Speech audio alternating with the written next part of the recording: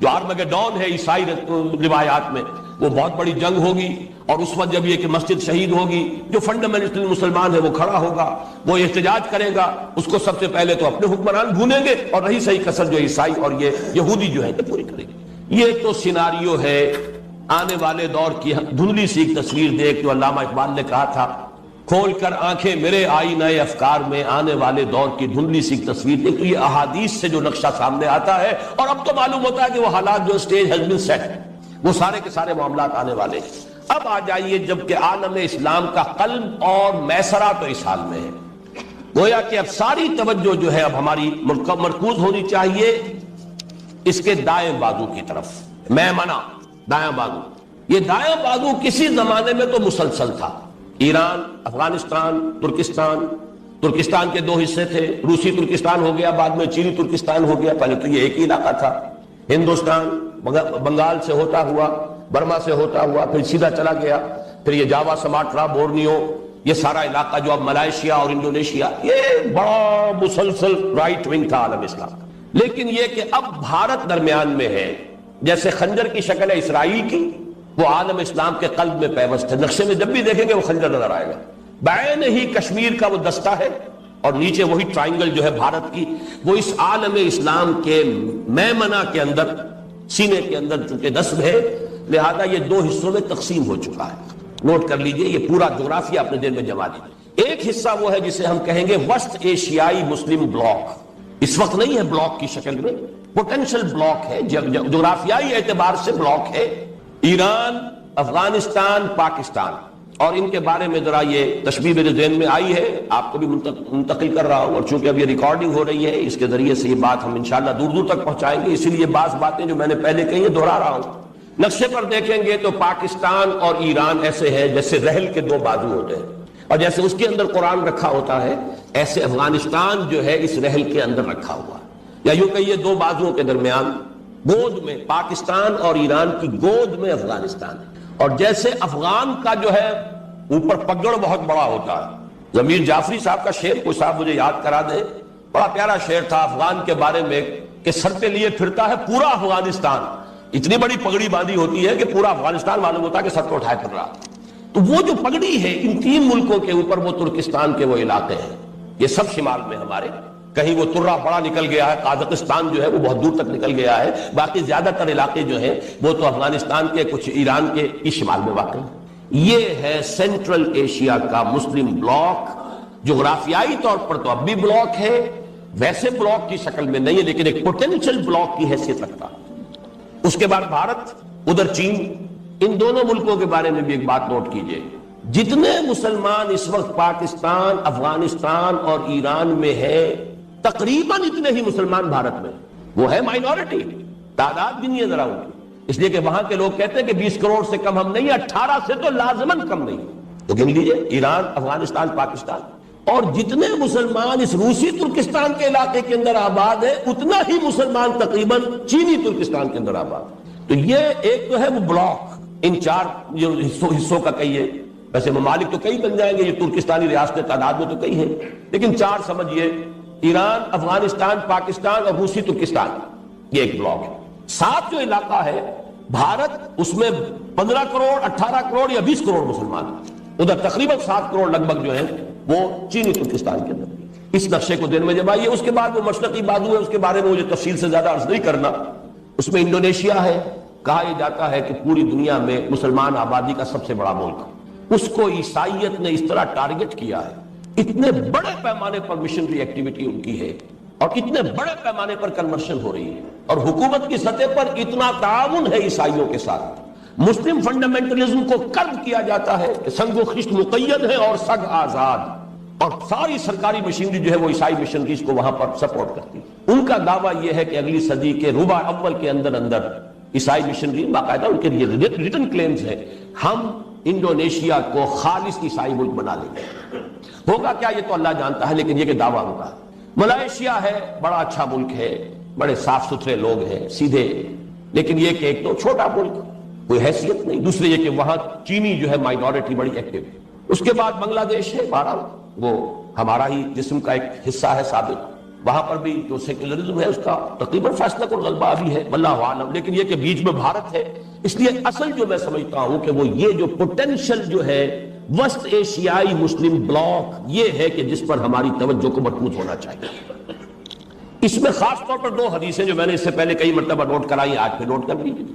ایک تو وہ حدیث کے جو سنن ابن ماجہ میں ہے حضرت عبداللہ ابن حارث رضی اللہ تعالی عنہ سے، کہ حضور نے فرمایا صلی اللہ علیہ وسلم یخرج ناس من المشرق یؤطئون للمہدی یعنی سلطانہ، مشرق سے لوگ آئیں گے، نکلیں گے، جو جب وہاں پہ بھٹی دہکے گی مڈل ایسٹ میں، اور وہاں پر مسلمانوں کی قیادت ایک صاحب کے ہاتھ میں ہوگی جن کے بارے میں پیشن گوئیاں ہیں، وہ مہدی کا لفظ جو ہے اس سے وہ شیعوں والے مہدی کو آپ قیاس نہ کیجئے، بہرحال مسلمانوں کے قائد ہوں گے، اللہ عطا فرمائیں گے۔ خون اسرائیل آ جاتا ہے آخر جوش میں، توڑ دیتا ہے کوئی موسیٰ طلسم سامری، تو خون اسماعیل محمد الرسول اللہ صلی اللہ علیہ وسلم، دودہ محمد صلی اللہ علیہ وسلم میں سے اللہ اٹھا دے گا کسی کو۔ وہ کوئی امام غائب نہیں ہے جو حاضر ہوں گے، اس وقت پیدا ہوں گے، ہو سکتا ہے پیدا ہو چکے ہیں، اور اس لیے کہ اب دور نہیں ہے معاملہ۔ بہرحال جب وہاں پر وہ بھٹی دیکھے گی تو مدد کے لیے یہاں سے جائیں گی فوجی، جو ان کی حکومت وہاں قائم کرے گی۔ اس کا مطلب ہے یہاں پہلے کچھ ہو چکا ہوگا تب نہ۔ یخرج ناس من المشرق، مشرق جزیرہ نما عرب کا مشرق یہی ہے، وہ کیا کریں گے؟ یؤطئون للمہدی، وہ فتح پر فتح حاصل کرتے ہوئے، منزل پر منزل مارتے ہوئے آئیں گے اور مہدی کی مدد کریں گے، اور ہاں یعنی سلطان ہی اس کی حکومت قائم کرے۔ دوسری حدیث ہے، یہ چونکہ سنن جامع ترمذی کی روایت ہے، بہت اہم ہے اس اعتبار سے، اور راوی حضرت ابو ہریرہ ہے رضی اللہ تعالی عنہ، اور اس میں مشرق کا لفظ نہیں ہے، ایک علاقے کا نام ہے۔ یخرج من خراسان رایات سود لا يردها شيء حتى تنصب بإيلیا، رواہ الترمذی رحمہ اللہ عن ابی ہریرہ رضی اللہ عنہ۔ خراسان کے علاقے سے فوجیں نکلیں گی، علم برآمد ہوں گے، سیاہ علم، انہیں کوئی واپس نہیں کر سکے گی، کوئی طاقت ان کا منہ نہیں پھیر سکے گی، وہ بڑھتے چلے آئیں گے یہاں تک کہ ایلیا میں وہ جھنڈے نصب ہو جائیں گے۔ اب یہ خراسان اور ایلیا حضور کے زمانے میں کسے کہتے تھے؟ ایلیا یروشلم کا نام تھا۔ سن 70 عیسوی میں ٹائٹس نے جب یروشلم کو بالکل منہدم کر دیا، ڈسٹرائے کر دیا، اس کا نام و نشان نہیں رہا تھا۔ کئی سو سال بعد رومن ایمپرر ہیڈریان نے اسے دوبارہ تعمیر کیا تو اس کا نام ایلیا رکھا، یروشلم نام نہیں رکھا ایلیا۔ عیسائی ہسٹری میں اس کا نام ایلیا ہے، حضور کے زمانے میں اس کا نام ایلیا تھا، یہی یروشلم۔ اور نمبر 2 خراسان کا علاقہ حضور کے زمانے میں وہ ہے جو میں نے ابھی جو آپ کو یہ مشرقی وسطی کا مسلم بلاک، مشرقی ایشیا کا مسلم بلاک جو بتایا ہے، اس کا قلب جو ہے وہ خراسان ہے حضور کے زمانے کا، پورا افغانستان اور کچھ علاقے پاکستان کے، افغانستان اور ایران کے اور ترکستان کے، یہ علاقہ حضور کے زمانے میں خراسان کہلاتا۔ ان دونوں حدیثوں کے حوالے سے اب بات کو سمجھیے کہ اس وقت کا جو بھی نقشہ سامنے موجود ہے اسے بھی دیکھ لیجئے، اور حضور صلی اللہ علیہ وسلم کے فرمودات کا آئینہ جو ہے اس میں جس حقیقت کا انعکاس ہو رہا ہے، متفق گردید روئے بو علی بارائے من، بات تو ایک ہو گئی۔ اس پر جو مرکوز کیجئے اپنی توجہ کو، تو جو حقائق سامنے آتے ہیں، وقت کم ہو رہا ہے تو میں جلدی ذرا کروں گا۔ ان میں سے نمبر 1 ایران ہے۔ اگر ہم چلتے ہیں عرب سے مشرق کی طرف، تو ایران ایک اعتبار سے یہ بازی لے گیا ہے پورے عالم اسلام پر۔ ان کے مذہبی عقائد، ان کی فقہ سے ہمیں جو اختلاف ہے وہ ہے اپنی جگہ پر ہے، آپ کو معلوم ہے میرے بارے میں کسی کو اشتباہ نہیں ہو سکتا اس اعتبار سے۔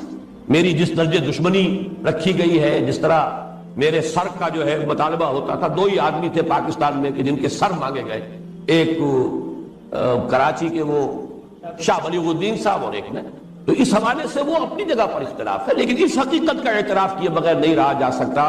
پورے عالم اسلام میں یہ واحد مسلمان ملک ہے جس نے بہرحال اپنی شریعت، اپنے عقائد کے مطابق ایک مذہبی انقلاب برپا کیا، اور پورے عالم اسلام میں مذہبی سطح پر، حکومت کی سطح پر فنڈامنٹلسٹ صرف ایک ملک ہے، یا دوسرا جو ہے تھوڑا سا وہ ہے سوڈان، لیکن اس کی اہمیت اس لیے نہیں کہ وہ کسی عوامی انقلاب سے نہیں بنا، بلکہ وہ تو ایک فوجی انقلاب سے شکل بنی ہے جو بھی بنی ہے۔ اللہ کرے اس میں استقامت ہو، اس سے یقینی کوئی نتیجہ برآمد ہو جائے۔ خبریں بھی اچھی آ رہی ہیں، لیکن میں تو دنیا کا جو پرسپیکٹو ہے اس کے حوالے سے عرض کر رہا ہوں کہ اس پہلو سے ایران ان کا ٹارگٹ ہے، ٹارگٹ نمبر 1 ایک خاص اعتبار سے۔ ٹارگٹ نمبر 1 ایک دوسرے اعتبار سے ہم ہیں، وہ میں بعد میں عرض کروں گا۔ چونکہ حکومت کی سطح پر فنڈامنٹلزم ہے، اور وہ آیا ہے ایک عوامی انقلاب کے نتیجے میں، پھر ان کے پاس تیل کی دولت ہے، اس کے خلاف اکنامک سینکشنز بھی ہو جائیں تو اگر لیبیا کھڑا ہو سکتا ہے تو بہرحال وہ بھی کھڑا ہو سکتا ہے۔ اور نقشہ وہ دنیا کو دکھا چکا ہے کہ لڑا دے ممولے کو شہباز، یہ نقشہ بھی اس نے دکھا دیا. یہ ہے ایران کا معاملہ.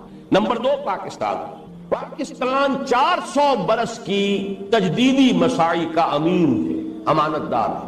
پورے ہندوستان میں مجدد الفسانی رحمت اللہ علیہ، شاہ ولی اللہ دہلوی رحمت اللہ علیہ، سید احمد بریلوی رحمت اللہ علیہ، ان کا جہاد.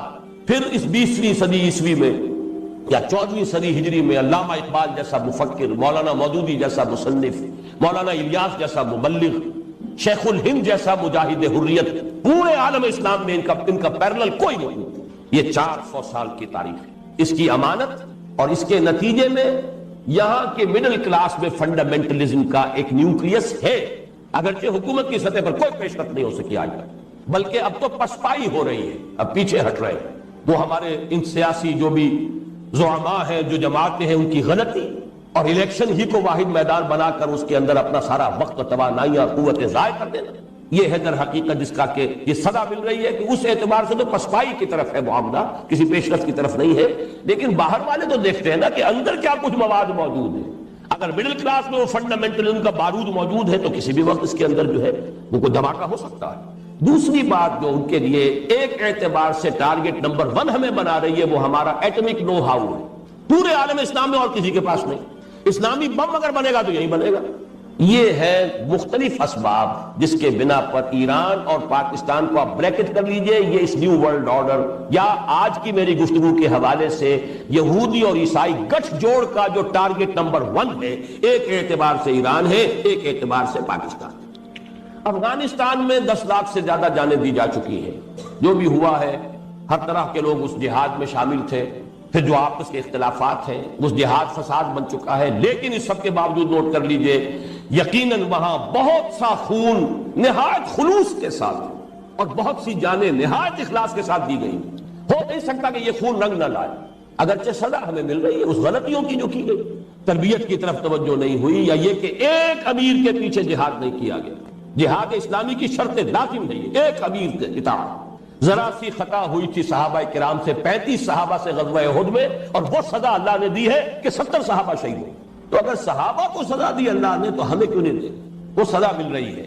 بہرحال یہ سزا کا وقت ختم ہوگا، لیکن اس وقت جان لیجئے جو پوٹینشل ہے وہاں اسلام کے لیے، یہ یو این او کے پیٹ میں جو درد اٹھتا ہے، یہ مستری صاحب کوئی ہے جو اس وقت پتہ نہیں کیا وہاں پر اپنا مستری پنا کر رہے ہیں.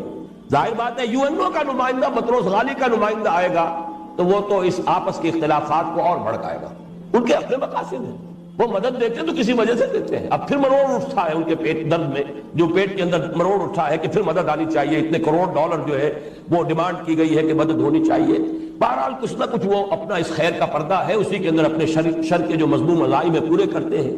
لیکن یہ کہ افغانستان کا مسئلہ یہ ہے، پاکستان اور ایران کے درمیان مفاہمت ہو جائے تو گود میں افغانستان رکھا ہے، پھر یہ کہ وہاں کا معاملہ بھی سلجھنے کا اور حل ہونے کا امکان زیادہ ہو جائے گا. اور اگر ان دونوں کے درمیان کے بھی کوئی مفاہمت نہیں ہوتی تو کوئی امکان نہیں. وہاں بھی آپ کو معلوم ہے جو مختلف فیکٹرز ہیں، ان میں سے ایک شیعہ سنی فیکٹر بھی ہے وہاں کے فساد کا. باقی رہ گئے جو اوپر کے شمالی علاقے ہیں، وہ قازقستان سے لے کر اور آذربائیجان وغیرہ کے علاقوں تک. یہ ظاہر بات ہے کہ ان کے بارے میں تو میں نے بات آپ کو بتائی تھی، ڈاکٹر جاوید اقبال صاحب نے مجھے ایک ملاقات میں بتایا تھا. جہاں میں گیا وہ کہتے ہیں کہ وی نیڈ اے ماڈل. ظاہر بات ہے کہ 70 برس گزرے، ان کی جو بھی ذہنی جو بھی ان کی تبدیلی آئی ہے، برین واشنگ ہوئی ہے، وہ اسلام وغیرہ سے کتنے کچھ اب واقف رہ گئے ہیں وہ سب کو معلوم ہے، اس کو بتانے کی ضرورت نہیں. پھر بھی وہ چاہتے ہیں کہ اسلام کا کوئی ماڈل تو پیش کرو نا ہمارے سامنے. ان کے یہ الفاظ نقل کیے تھے ڈاکٹر جاوید اقبال نے، Saudi model is not acceptable to us because it is based on monarchy. اسلام کے نام سے تو یا تو سعودی عرب کے اندر کوئی حکومت ہے، کوئی قوانین وغیرہ شریعت کے ہیں، تو وہ تو ہمیں اس لیے قابل قبول نہیں، وہ بادشاہت ہے. And Iranian model is also not acceptable to us because it is based on theocracy. یہ ایک مذہبی طبقے کی حکومت ہے، یہ بھی ہمارے لیے ناقابل قبول. تو کوئی ماڈل چاہیے. بہرحال یہ ہے وہ کیفیت ان کی. اور اس وقت جو کچھ مستری صاف کرتے پھر رہے وہاں پر، مجھے تو اقبال کے وہ شعر یاد آیا کہ افغانیوں کی غیرت دین کا ہے یہ علاج، ملا کو ان کے کوہ دمن سے نکال دو. یہ جو بھی ابلیس کی جو بھی ہدایت تھی تو شاید وہی کچھ کر رہے ہوں کہ یہ جو بھی فنڈامنٹلسٹ ہیں ان سے کسی طریقے سے قیادت چھین کر، بہرحال اس میں جو بھی غلطیاں، خامیاں، کوتاہیاں خود ان کی ہیں وہ اپنی جگہ پر ہے. سارا الزام شیطان پر نہ ڈالیے، ہمارے اپنے کرتوت جو ہے وہ اپنی جگہ پر ہے. لیکن یہ کہ یہ ایک مختصر جائزہ ہے جو میں نے آپ کے سامنے رکھ دیا ہے۔ اس کے بعد مشرق میں چلیے، چین میں آپ کو بتا چکا ہوں، چین کے بارے میں البتہ چند اور حقائق میں آپ کو نوٹ کرا دینا چاہتا ہوں۔ نمبر ایک، بہت بڑی طاقت ہے، بہت بڑی ایٹمک پاور ہے، اور اس نیو ورلڈ آرڈر کے لیے a hard nut to crack and a headache, ابھی تک وہ مسئلہ قائم ہے۔ اگر یہ ضمیر زندہ یہ ہے کہ جس کے پاس بنیادی جو ہے خشیت اور بنیادی تقوی کی وہ پونجی موجود ہے کہ اب اس سے آگے آدمی پڑھے گا، کچھ سرمایہ تو ہو جس پہ آدمی محنت کرے گا تو سرمایہ بڑھ جائے گا، لیکن جہاں اخلاقی حس مر چکی، یہ وہ مرحلہ ہے کہ اب اس کے لیے قرآن اس کے لیے مفید نہیں ہے، قرآن سے اس کو ہدایت نہیں ملے گی۔ اخلاقی حس انسان کے اندر برقرار رہے، جسے کانٹ نے دی مورل لا ودن کہا کہ ذات باری تعالیٰ کے لیے سب سے بڑے دو ثبوت کیا ہے؟ دی سٹاری ہیونز ابو، جس کا ذکر آئے گا سورہ غاشیہ میں، اور اینڈ دی مورل لا ودن، انسان کے اندر ایک اخلاقی قانون ہے، خیر اور شر کے مابین تمیز، جس کی یہ حس بیدار ہے وہ ہے جس میں خشیت بھی ہے، بنیادی خشیت، وہ کم سے کم اس کا سٹارٹنگ کیپٹل موجود ہے، وہ تقویٰ بھی موجود ہے۔ اب یہ سنورے گا، بڑھے گا، پھلے گا، پھولے گا، اس میں برگ و بار آئیں گے نیکیوں کے، بھلائیوں کے، لیکن جس کی یہ حس مردہ ہو چکی ہو، اے نبی آپ کتنی ہی کوشش کر لیں، جن کے دلوں کے اوپر پردے پڑ چکے ہو، مہر لگ چکی ہو، ظاہر بات ہے کہ وہ اس سے فائدہ نہیں اٹھائیں گے۔ سَيَذَّكَّرُ مَن يَخْشَىٰ، ان قریب نصیحت حاصل کر لے گا، تذکر حاصل کر لے گا وہ جس کے اندر کچھ خشیت ہے، کچھ خوف، کچھ احساس ذمہ داری ہے، کچھ برائی سے بچنے کا جذبہ ہے، کچھ نیکی کا میلان ہے۔ وَيَتَجَنَّبُهَا الْأَشْقَىٰ، اور اس سے پہلوت ہی کرے گا۔ تجنب جو ہے باب تفاعل ہے جم سے، جم کہتے ہیں پہلو، تجنب پہلوت ہی کرنا، کلنی کترا جانا، بچ کر نکل جانا، یہ تجنب۔ وَيَتَجَنَّبُهَا الْأَشْقَىٰ، اور اس نصیحت سے، اس تذکیر سے پہلوت ہی کرے گا وہ جو نہایت شقی ہے۔ یہاں بھی ایک سوال پیدا ہوتا ہے کہ یہاں شقی کا لفظ نہیں آیا، اشقا کا ہے، سب سے بڑھ کر شقی، یہ کس وجہ سے؟ ایک رائے تو یہ بھی ہے کہ یہ محض قوافی یا فواصل کی رعایت ہے، چونکہ یہاں پر وہی ایک ردم چل رہا ہے، لہذا یہاں اشقا کہہ دیے، یہ بات صحیح نہیں۔ یہ بات تو ہم کہہ سکتے ہیں کہ کہیں پر کوئی اضافی جو ہے حرف شامل کر دیا جائے، لیکن یہ کہ ایک لفظ کی حیثیت بدل جائے، اس کی جو ہے نوعیت تبدیل ہو جائے صرف قوافی یا فواصل کی رعایت کے لیے، یہ اللہ تعالیٰ کے کلام کے شایان نشان نہیں ہے۔ اشقا یہاں آیا ہے اور بالکل بامانی طور پر، اس کی وجہ کیا ہے؟ دیکھیے تذکیر میں زمین و آسمان کا فرق ہے۔ ایک تذکیر وہ ہے جو میں کر رہا ہوں یا آپ میں سے کوئی شخص کرے، ہمارے اپنے دامن پر داغ ہے، دھبے، لوگوں کو یہ کہنے کا موقع ہے فزیشن ہیل تھائی سیلف، پہلے اپنے آپ کو دیکھو، اپنے دامن کے داغ اور دھبے دیکھو، پھر آ کے ہم سے بات کرو۔ ہمارے بارے میں 100 شکوک و شبہات لوگوں کے ذہنوں میں آ سکتے ہیں، لیکن ایک تذکیر ہے اللہ کے کسی نبی کی جس کا دامن پاک صاف، جس کی پوری شخصیت کردار ابب ڈاؤن، اور پھر یہ کہ انبیاء کرام میں محمد الرسول اللہ صلی اللہ علیہ وسلم۔ اب آپ کی تذکیر سے پہلوت ہی وہی کرے گا جو اشقا ہے، صرف شقی نہیں۔ یہ در حقیقت بلند ترین افضل التفصیل کا جو صیغہ ہے، کیوں آیا افضل التفصیل؟ کہ آپ کی تذکیر، جیسے کہ سورہ سجدہ کی اس آیت کا میں نے پچھلے دنوں کئی مرتبہ تذکرہ کیا ہے، وَمَنْ أَظْلَمُ مِمَّنْ ذُكِّرَ بِآيَاتِ رَبِّهِ ثُمَّ أَعْرَضَ عَنْهَا إِنَّا مِنَ الْمُجْرِمِينَ مُنْتَقِمُونَ۔ اس سے بڑھ کر ظالم کون ہوگا جسے تذکیر کرائی جا رہی ہو اس کے رب کی آیات کے ذریعے سے۔ ایک تذکیر وعد ہے مثنوی مولانا روم سے آدمی بات کر رہا ہے، یا جو حکایتیں ہیں شیخ سعدی کی اس سے واز کہہ رہا ہے، یا کوئی اپنا فلسفہ اپنی منطق بگاڑ رہا ہے، یہ بھی ٹھیک ہے، اچھی بات ہے، صحیح فلسفہ ہے، صحیح منطق ہے، صحیح حکایات ہے، اولیاء اللہ کے واقعات ہے، ان سے بھی تذکیر ہوتی ہے۔ لیکن ایک تذکیر ہے بے آیات رب ہی، اس کے رب کی آیات کے ذریعے سے اسے تذکیر کی جا رہی ہے، ثم اعرض عنها، پھر بھی وہ اعراض کر رہے ہیں۔ اس سے بڑا ظالم اور کون؟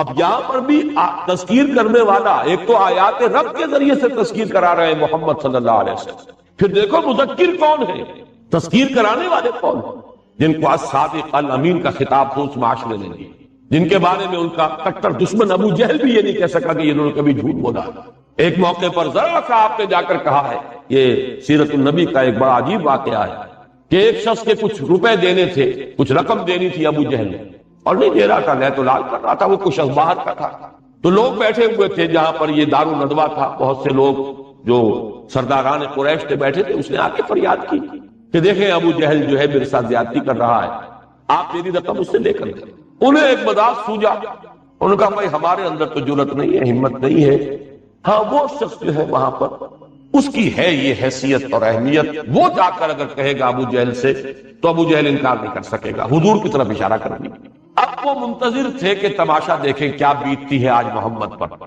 ابو جہل کیا کرتا ہے محمد کے ساتھ، ہم نے بھیج دیا ہے، وہ تو ایک تماشا دیکھنا چاہ رہے ہیں، وہ چلا گیا سیدھا۔ اب ظاہر بات ہے کہ ایک شخص ہے، حاجت مند ہے، محتاج ہے، اس کی ضرورت ہے، مظلوم ہے، اس نے فریاد کی ہے، آ کر مدد چاہیے، یہ شرافت نفس اور مروت کے خلاف ہے یہ کہ حضور انکار کر دے۔ آپ نے کہا ٹھیک ہے چلو میں چلتا، آپ گئے ہیں، دستک دی ہے، ابو جہل نکلا ہے، صرف یہ فرمایا اس کی رقم اس کو ادا کر دو، فوراً اندر گیا ہے اور آ کر پیسے ادا کر۔ لوگ حیران ہوئے کہ تمہیں کیا ہوا، یہ تم نے کیا کیا؟ تو یہ ایک کیفیت ہے، اس اعتبار سے وہ شخص بھی نبی اکرم صلی اللہ علیہ وسلم کی شخصیت کا استقبال قائم۔ جب اسے کسی نے پوچھا تمہارا کیا خیال ہے کہ محمد جھوٹ بولتے، تو اس نے کہا نہیں صلی اللہ علیہ وسلم، انہوں نے کبھی جھوٹ، تو وہ شخصیت تذکیر کرنے والی ہو۔ اب یہ مضمون جو ہے زیادہ واضح ہو کر آئے گا سورۃ البینہ، لم یکن الذین کفروا من اہل الکتاب والمشرکین منفکین حتی تأتیہم البینہ، بالکل بین شے، روز روشن کی طرح آیا۔ یہ بینہ کیا ہے؟ رسول من اللہ یتلو صحفا مطہرۃ فیہا کتب قیمہ، رسول اللہ کی طرف سے، اور جو پڑھ رہا ہو وہ صحیفے جو نہایت پاکیزہ ہیں، جن میں کچھ اللہ کی کتابیں، اللہ کے احکام۔ یہ دونوں چیزیں جہاں پوری ہو جائے، تذکیر بذریعہ آیات رب، مذکر عام آدمی نہیں بلکہ خود محمد الرسول اللہ۔ اب جو شخص اعراض کر رہا ہے وہ اشقا سے کم نہیں ہے، وہ یقیناً باغانی لفظ آیا ہے وَسَيُجَنَّبُهَا الْأَشْقَى، نہایت شقی، جو شقی ترین ہوگا وہ پیروی کرے گا، الَّذِي يَصْلَى النَّارَ الْكُبْرَى، جو داخل ہو کر رہے گا بڑی آگ میں۔ اب یہاں پر بھی یہ خود بخود بات واضح ہو گئی، نار الکبریٰ کیوں کہا؟ یہ بھی صرف کوئی یہ قوافی یا فواصل کی روایت سے نہیں ہے، اگلی صورت میں بھی آ رہا ہے عذاب الاکبر۔ کیوں؟ سب سے زیادہ سخت عذاب کے مستحق یہی لوگ ہیں۔ آج کا ایک عام مسلمان، فاسق و فاجر مسلمان، نہ اسے تبلیغ کی گئی، نہ تلقین کی گئی، نہ تعلیم دی گئی، وہ کٹی عمر ہوٹلوں میں مرے ہسپتال جا کر، نہ انہیں بچپن میں پڑھایا گیا، علماء کرام نے انہیں صرف نور اور بشر کے جھگڑے کے اندر لگایا، آمین بالجہر ہے یا نہیں ہے اسی کے اندر الجھایا۔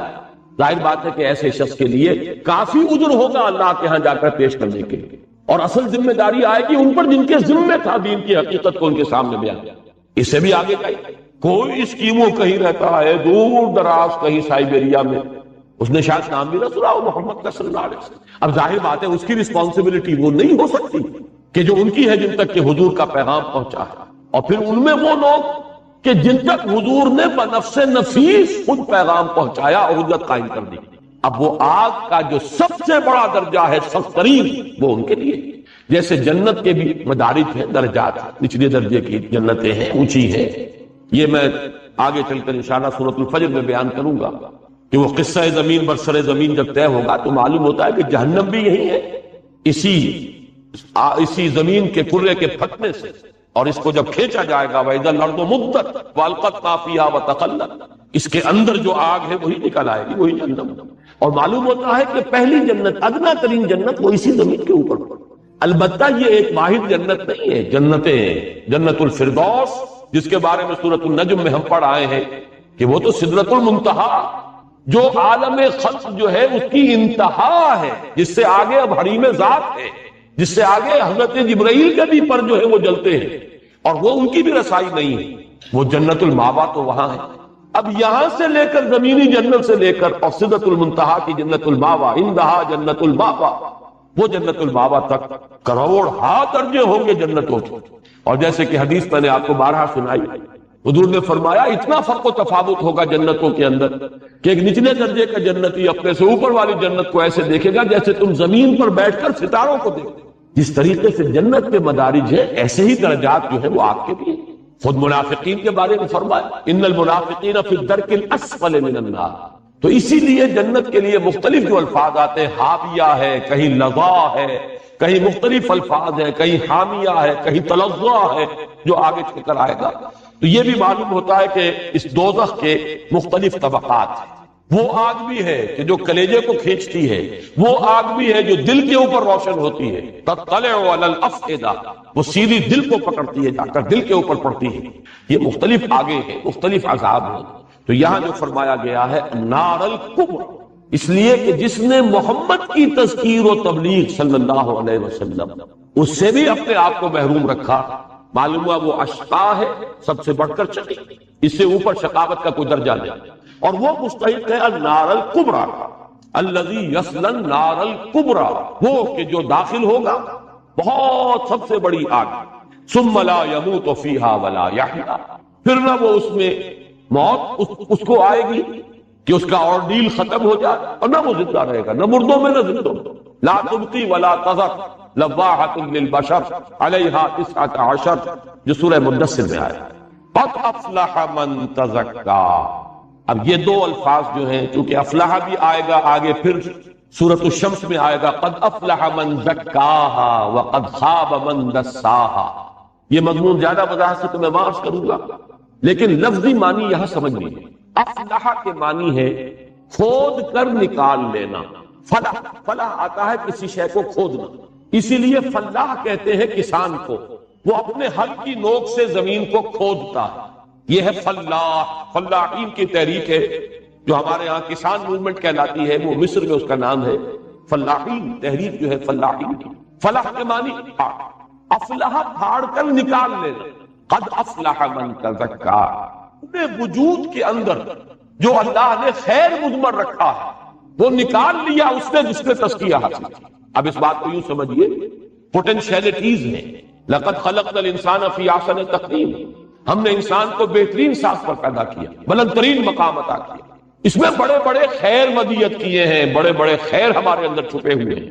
یہ معدن ہے جس میں ہیرے ہیں، جواہرات، لیکن یہ کہ جیسے کہ آپ کو معدن کو کھودنا پڑتا ہے ہیرے نکالنے کے، سونے کی کان ہے لیکن کھدائی کرے گے تو سونا نکلے گا، آج خود سونا باہر نکل جائے گا۔ اپنے اس مادی وجود کو پھاڑو گے اور اپنے اس مادی اور حیوانی وجود کو پھاڑ کر برآمد کرو گے، وہ خیر، وہ بھلائی، وہ روح ربانی جو اس میں پھونکی گئی تھی، فَإِذَا سَوَّيْتُهُ وَنَفَخْتُ فِيهِ مِن رُوحِي فَقَعُوا لَهُ سَاجِدِينَ۔ یہ جو افلاح ہے، باب افعال، فلاح افلح کاٹنا، ان الحدید بالحدید یفلح، لوہا لوہے ہی سے کاٹا جاتا ہے، یہ فلاح، اور افلح یفلح پھاڑ کر کوئی شے نکالا۔ قد افلح اپنی اس اصل حقیقت کو برآمد کرے گا اور پالے گا، پوسے گا، پروان چڑھائے گا، کون؟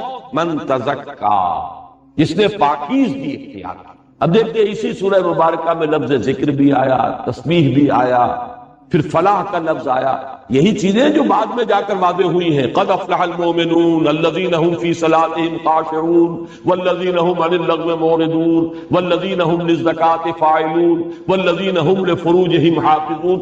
یہ اوصاف ہیں، یہ شرطیں ہیں، یہ پورے کرو گے تو تم اپنے اندر کی وہ خیر، اپنے اندر کی بھلائی اسے برآمد کرو گے، پروان چڑھاؤ گے، اور فلاح ہم کنار میں۔ قد افلح من تزکا، یہاں باب تفاعل ہے، زکا یزکی کسی دوسری شے کو پاک کرنا، تزکا خود پاک ہو جانا۔ لیکن اس لفظ کی بھی اصل حقیقت کو سمجھیے، اصل میں تزکیے کا عمل جو ہے عربی لغت میں اس کا اطلاق ہے کسی باغبان کے اس عمل پر کہ جب وہ اپنے باغ میں آیا یا باغیچے میں آیا تو وہ دیکھتا ہے کچھ پودے اس نے خود لگائے ہیں، چاہے وہ پھولدار پودے ہیں یا پھلوں والے پودے ہیں، آم کا پودا لگایا ہے، امرود کا پودا لگایا ہے، یا گلاب کا پودا لگایا ہے۔ یہ تو وہ چاہتا ہے کہ پروان چڑھے، پھلے پھولے، لیکن کچھ گھاس جھاڑ جھکاڑ ادھر ادھر اگاتا ہے خود رو۔ یہ جو خود رو ہے، گھاس اور جھاڑ جھکاڑ، یہ ان پودوں کے پروان چڑھنے کے راستے میں رکاوٹ ہے۔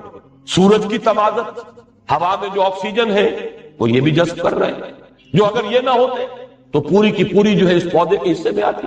اسی طریقے سے زمین میں جو روئیدگی ہے وہ یہ بھی کھینچ رہے ہیں۔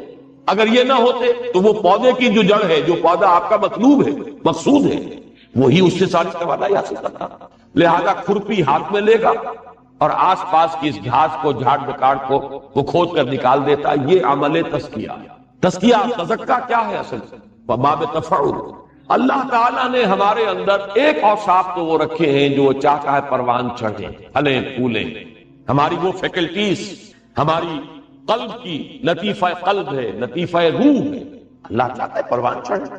اور ایک وہ چیزیں ہیں کہ جو جھاڑ جکاڑ، بری عادات، غلط چیزوں کی طرف متوجہ ہو جانا، پستی کی طرف نگاہ جما لینا، تعیش میں مبتلا ہو جانا، نفس پرستی میں، شہوت پرستی میں آدمی کا گم ہو جانا، یہ ہے وہ جھاڑ جکاڑ کہ جو اس کی اصل ترقی کے راستے میں رکاوٹ ہے۔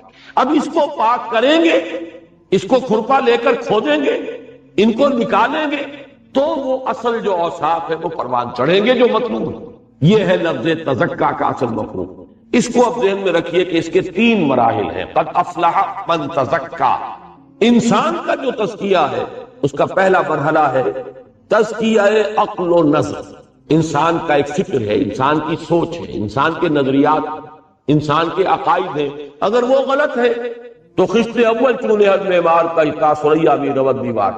پہلے تطہیر اور تزکیہ ہونا چاہیے انسان کے فکر و نظر کا، اس کے نظریات کا، اس کے خیالات کا، اس کے افکار کا۔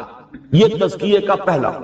اس کو ہم کہہ سکتے ہیں کہ اس سے مراد کیا ہے، اس کا منتہا مقصود کیا ہے؟ معرفت رب، اللہ کی پہچان صحیح معنی میں، اور یا یوں کہیے کہ توحید نظری، توحید علمی، ایک اللہ کو پہچان لینا، توحید فی الذات، توحید فی الصفات۔ اگر اس کی معرفت اور شعور حاصل ہو جائے تو گویا کہ تطہیر فکر و نظر ہو گئی، تزکیہ ہو گیا آپ کے خیالات کا، نظریات کا، افکار۔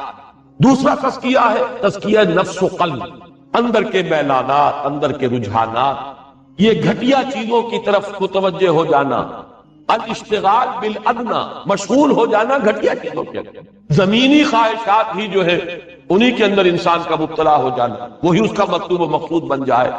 اس کی بجائے تزکیہ نفس و قلب کا نتیجہ کیا نکلنا چاہیے، جسے کہیں گے توحید فی الطلب یا توحید عملی، اللہ ہی مطلوب و مقصود بن جائے، لا مقصود الا اللہ، لا مطلوب الا اللہ، لا محبوب الا اللہ۔ یہ کیفیت اگر ہو گئی توحید عملی، توحید فی العبادت، اللہ ہی کی بندگی اور اللہ ہی کا طالب بن جائے، یہ ہے تزکیے کا دوسرا مرحلہ۔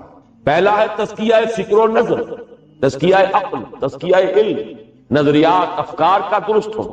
دوسرا ہے تزکیہ نفس و قلب، میلانات، رجحانات، اپنے مقاصد گھٹیا نہ ہو، بلند ہو، منزل ماں کبریا، مقصود و مطلوب ہو سوائے اللہ کی ذات کے اور کوئی شے نہیں، لا مقصود الا اللہ، لا مطلوب الا اللہ، لا محبوب الا اللہ۔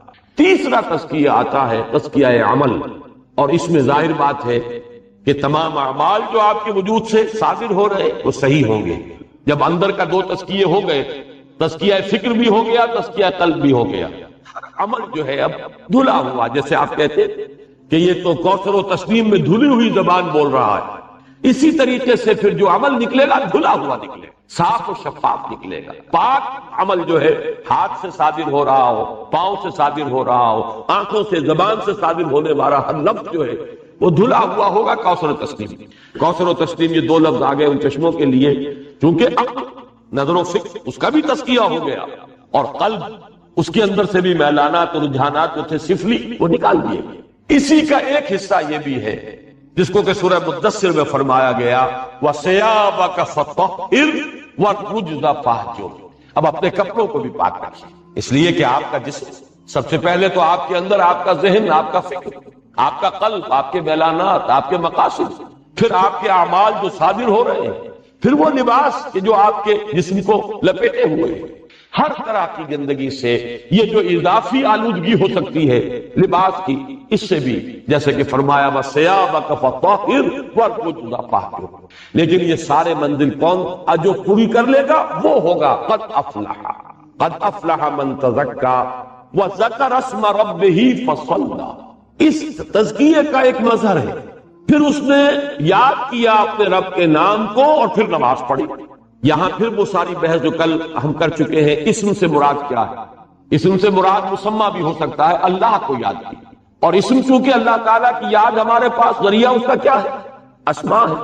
ذکر اسم ربہ، اس نے یاد کیے اللہ کے نام، پکارا اللہ کو، جیسے کل میں آپ کو آیت بتا چکا ہوں سورہ اعراف کی کہ وَلِلَّهِ الْأَسْمَاءُ الْحُسْنَى فَادْعُوهُ بِهَا وَذَرُوا الَّذِينَ يُلْحِدُونَ فِي أَسْمَائِهِ۔ ان ناموں کے ضمن میں کوئی الحاد نہیں ہونا چاہیے۔